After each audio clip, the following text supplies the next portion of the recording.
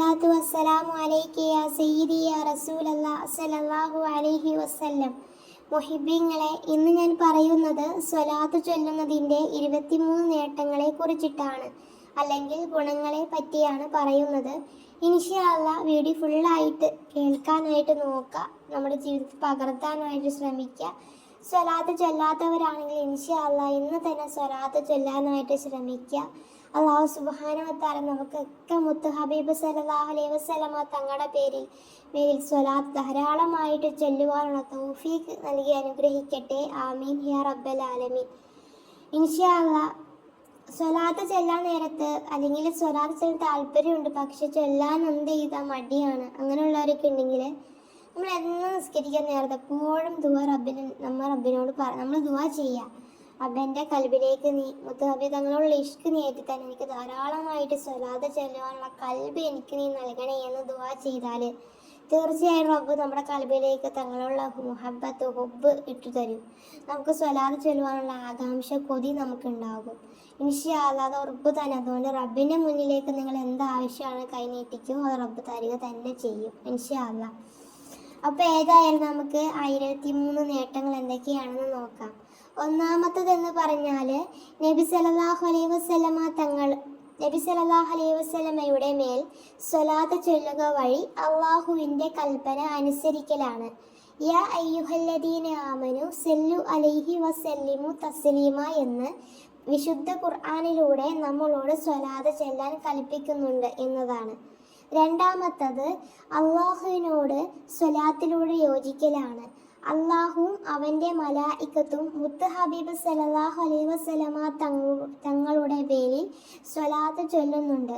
അതിനോട് യോജിക്കലാണ് സ്വലാത്ത് ചൊല്ലുന്നതിലൂടെ ഒരു അടിമ ചെയ്യേണ്ടത്. മൂന്നാമത്തതെന്ന് പറഞ്ഞാൽ സ്വലാത്ത് ചൊല്ലുന്നവന് അള്ളാഹുവിൻ്റെ അനുഗ്രഹം ലഭിക്കുന്നു. 4 10 പദവി ഉയർത്തപ്പെടുകയും സ്വലാത്ത് ചൊല്ലുന്നതിലൂടെ അവൻ്റെ 10 പദവിയാണ് അള്ളാഹു ഉയർത്തുന്നത്. 5 10 ഗുണങ്ങൾ ഹസനാത്തുകളിൽ രേഖപ്പെടുത്തുന്നതാണ്. 6 10 തെറ്റുകൾ അല്ലെങ്കിൽ പാപങ്ങൾ അവന് പുറക്കപ്പെടുകയാണ്. 7 അവൻ്റെ പ്രാർത്ഥന ദുആ അള്ളാഹു സ്വീകരിക്കും എന്ന് വലിയ പ്രതീക്ഷ വയ്ക്കാവുന്നതാണ്.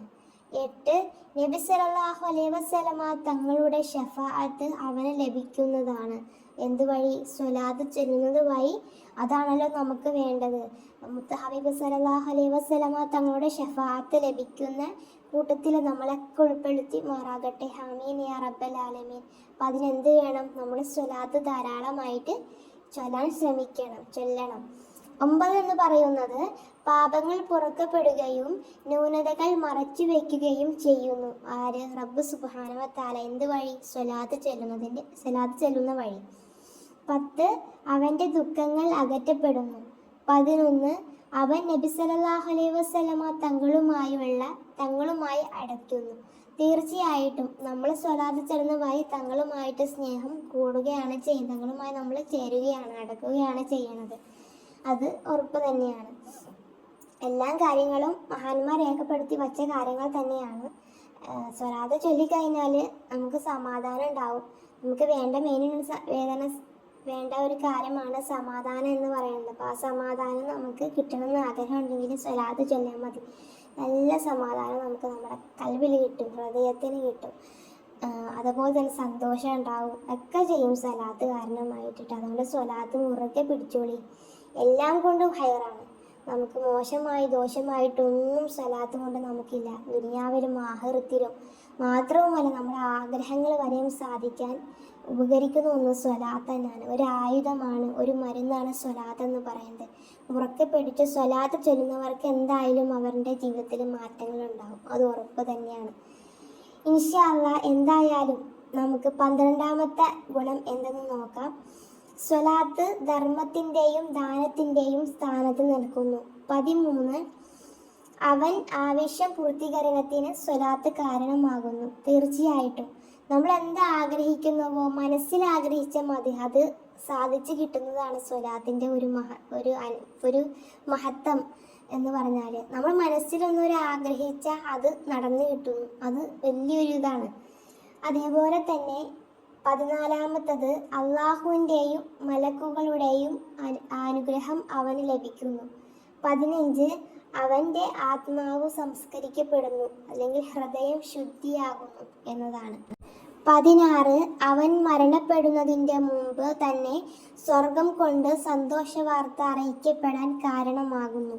17 അന്ത്യദിനത്തിലെ കൊടും ഭീകരതകളിൽ നിന്നും രക്ഷപ്പെടാൻ സ്വലാത്ത് കാരണമാകുന്നു എന്നതാണ്.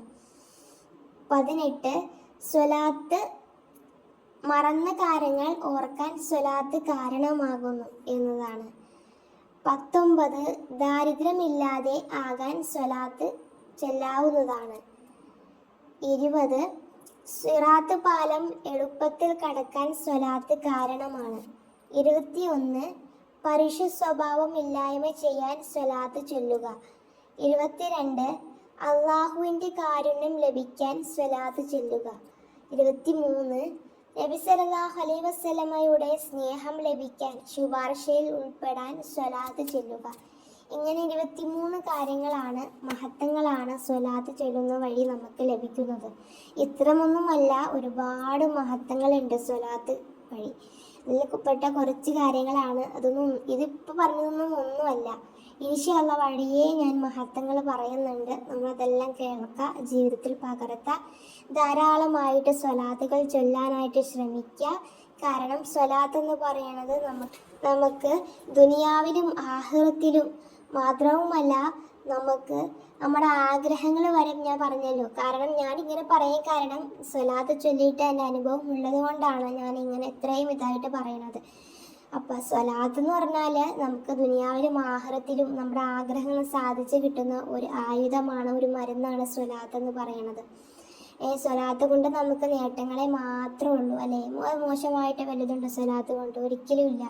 അതുകൊണ്ട് സ്വലാത്ത് മുറുകെ പിടിക്കുക. മഹ്ശറയിൽ നമ്മുടെ വിചാരണ സമയത്ത് നമ്മുടെ അമലുകളൊക്കെ നോക്കാൻ നേരത്തെ ഒന്നും നമുക്ക് ഇല്ലാത്ത അവസ്ഥയിൽ അവസാന ഘട്ടത്തിൽ പിടിവള്ളി എന്ന നിലയ്ക്ക് നമുക്ക് കിട്ടുന്ന ഒന്നാണ് സ്വലാത്ത് എന്ന് പറയുന്നത്. ആ സ്വലാത്ത് വഴിയാണ് ഒരു സ്വലാത്തിന് മുഹിബ്ബ് രക്ഷപ്പെട്ടു പോകുന്നത്. അതുകൊണ്ട് തന്നെ നമ്മൾ സ്വലാത്ത് മുറുകെ പിടിക്കാൻ ശ്രമിക്കുക. ഇൻഷാ അല്ലാഹ് അല്ലാഹു സുബ്ഹാനഹു വ തആല ധാരാളമായിട്ട് സ്വലാത്ത് ചൊല്ലുവാനും മുത്ത് ഹബീബ് സല്ലല്ലാഹു അലൈഹി വസല്ലമ തങ്ങൾ ഒരുപാട് ഹുബ്ബ് വെക്കാനും ആ പുണ്യഭൂമിയിൽ ചെന്ന് എത്താനും ഒക്കെ അല്ലാഹു സുബ്ഹാനഹു വ തആല നമുക്കൊക്കെ തൗഫീഖ് നൽകി അനുഗ്രഹിക്കട്ടെ. നമ്മളെല്ലാവരുടെ ആഗ്രഹമാണല്ലോ ആ സ്വർഗ്ഗഭൂമി ഒന്ന് കാണണമെന്നുള്ളത്. അല്ലാഹു സ്വലാത്ത് കാരണമാവട്ടെ ആ പുണ്യഭൂമി ചെന്നെത്താൻ. ഇൻഷാ അല്ലാഹ് അല്ലാഹു സുബ്ഹാനഹു വ തആല നമ്മളൊക്കെ കാത്തു രക്ഷിക്കട്ടെ. ആമീൻ യാ റബ്ബൽ ആലമീൻ. ഇൻഷാ അല്ലാഹ് ദുആ വസിയത്തോടെ.